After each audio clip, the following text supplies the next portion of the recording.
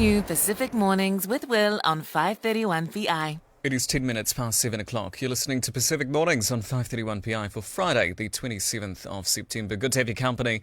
I'm William Teresi with you through until 9 a.m. this morning.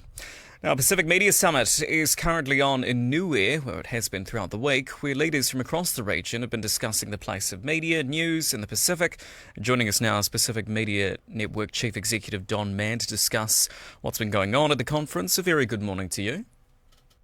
Te maria, William, talofa lava, ili vai aso o te ngana tuvalu, malo taulawa. It's good to talk to you, mate. Yeah, likewise. Look, let's go there. In terms of the conference, just give us a bit of background. What is it actually all about? Yeah, it's the seventh summit of the Pacific Island News Association, which is a cohort of media entities from across the Pacific region. I think about 14 member countries from Papua New Guinea, extending right up to Palau, Nauru, and then right across to Cook Islands and in between. And so it's the media representatives, media associations from that company who come together every now and then or annually to collaborate, support each other, and this is the seventh summit. Okay, and it's been in Niue for the week. It's deliberately here. I guess it's a way for Niue to kick off the 50 years of celebrations. For sure. And in terms of have there been themes throughout the conference this week? I mean, ultimately, what are the standouts or the takeaways from this conference this week? Yeah, some of the main things in the conference, media freedom, the right and the ability for media to operate as part of sort of a free and functioning democratic societies has been a key theme right across the whole week.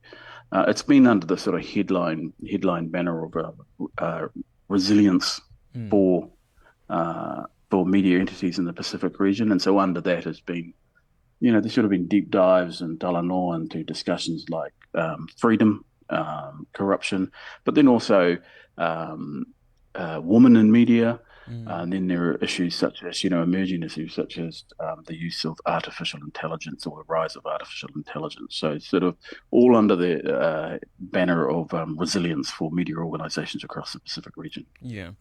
Look, Don, I'm going to ask, how would you characterise the current state of news media in the Pacific? I know we operate out of here in Aotearoa, but just your general assessment of how it looks. Yeah, I think what's really important, and I'm always mindful in these conferences, I think positionality is important, and the real answer to your question, well, it depends on who you talk to. And I'll give you an example. We heard from some members of the Fiji media, and there's clearly, I'm not going to sit here today and try and tell their story or recount it, but there's clearly still trauma from treatment of media in Fiji. Over the past 20 or 30 years, there's been sort of, political uprising and what have you, and coups and what have you. And so that if you were to speak to someone from Fiji, it won't take long for some of that trauma to surface. We heard extensively from a member from Nauru who, in terms of their function as a journalist of media and holding power to account, the person they're holding to account might be sitting at their dinner table the next night, and it's probably a relative of theirs. So, and then again, if you were to ask me in my position as, I guess we're part of the diaspora and based in Auckland, I'd have a very different view. Yes. So I know that's not a simple answer. I think one of the interesting things sort of perhaps for people to look at, and we'll get this back to our newsroom and we'll put this out through PMN, is that there was the Pacific Islands Media Freedom Index, which was released at the conference, and it was a piece of work by an organisation called Internews, and they've developed this Media Freedom Index. It's kind of a baseline measure of ranking Pacific Island nations and and their experience in relation to freedom of media. Mm. There's been a long-standing global index, probably in more developed countries, but this is the first time in the Pacific region. And so, if you look at this index, according to this index, and it's ranked 12 Pacific Islands states, Palau is considered at an index of 4.2, which is good, Okay. as a good example of a place where medium freedom operates, whereas Nauru is right down the bottom, just slightly below Papua New Guinea at 2.2. So yeah, it depends on who you talk to, and Yeah. I think this piece of research, whilst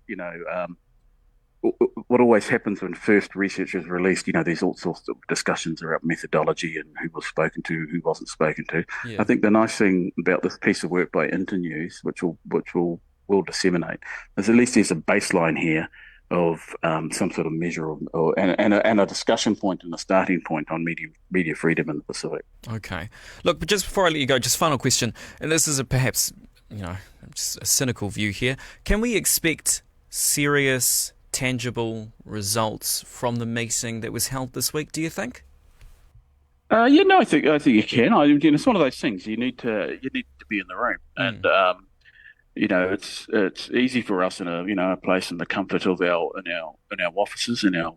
in Auckland and the comforts of our environment in Auckland or in Sydney to have that view. Mm. But yeah, it's kind of thing like if you're not in the room, you're not relevant, Mm. basically. Mm. And you need to be in the room. So also here, there are a number of sort of multilateral that uh, organisations that run adjacent to PINA. For Mm. instance, RNZ are here. There's a representative from TVNZ here. We're here as Pacific Media Network. Mm. ABC are here. Um, there are representatives from the BBC are here. Mm. There are some people here who are at the cutting edge of artificial intelligence and journalism Mm. globally, who are here, who are openly sharing what they're doing. Mm. Um, Pacifica TV, so Pacific Corporation Broadcasting Limited are here. Mm. So there's an international fund for media development representative here. There's the Science Research Centre, the Science Media Centre from Wellington are here. Mm. So there's something for everyone, and Yep. it's just up to the organisation and the individual to find what's in it for them. I mean, for me, as the chief executive of Pacific Media Network, if I think about our 10 language shows, Mm. well, that the obvious the obvious thing to draw from that is, we should have 10 strong relationships Mm. with the in-country media that correlates with our 10 language shows. So I think it's important for PMN to be here, Mm. to be able to sit face to face with members of the media of the communities that we serve. I mean, there's no point in us holding ourselves up to be Pacific Media Network and serving communities if we don't have in-country relationships. Mm. So Mm. for me, for that alone, it's worth being here. Certainly. Hey, thank you very much for your time. It was good to get an update there. That is Don Mann, our PMN Pacific Media Network Chief Executive. Have a good rest of your day, eh? Yeah, Malo, take care. Mai take Cheers. mata.